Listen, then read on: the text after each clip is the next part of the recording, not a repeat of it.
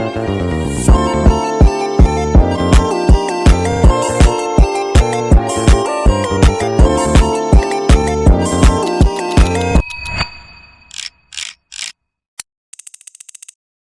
inside of my heart if you're looking for answers. Look at the stars, go a little bit faster.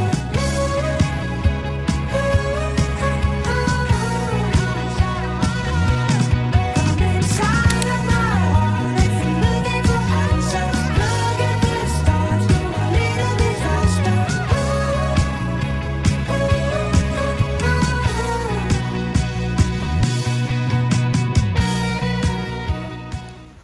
Halo semuanya, aku di sini ingin berbagi sedikit cerita tentang bagaimana perjalanan aku sampai akhirnya bisa lulus menjadi CPNS di tahun 2024.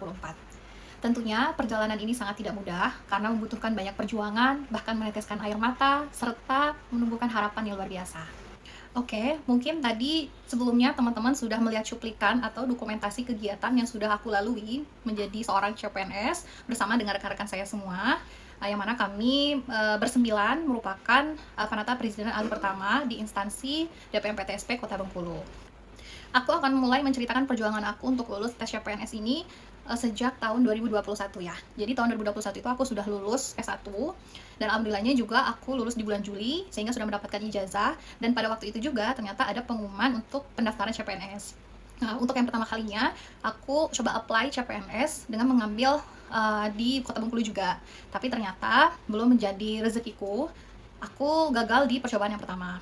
Nah, karena aku kurang membaca secara detail tentang persyaratan yang harus dipenuhi, sehingga waktu itu aku TMS.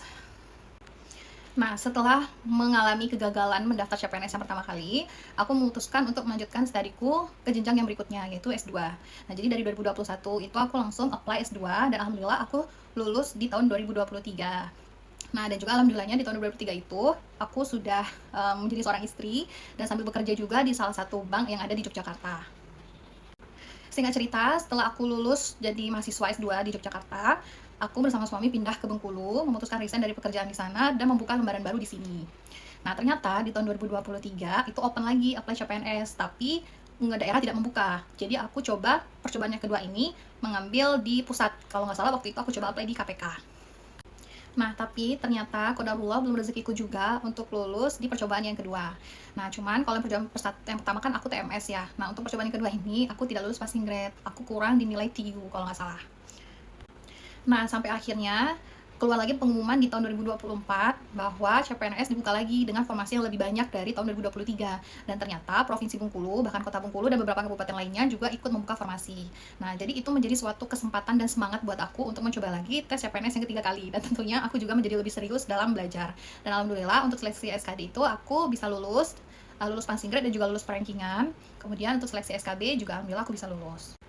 Nah, karena aku belajar dari kesalahanku yang kedua kali dilalu itu, jadi aku lebih fokus mempelajari tentang TIU, TWK, semuanya aku pelajari dengan serius, tapi aku lebih men-challenge diri aku di TIU.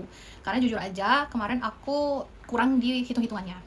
Nah, salah satu ikhtiar yang aku lakukan adalah aku mengambil les bimbel di Viracun. Menurut aku itu worth it. Aku ngambil kelas di sana di under 300.000, tapi aku udah dapetin gratis TO juga. Jadi aku belajar secara online gitu ya.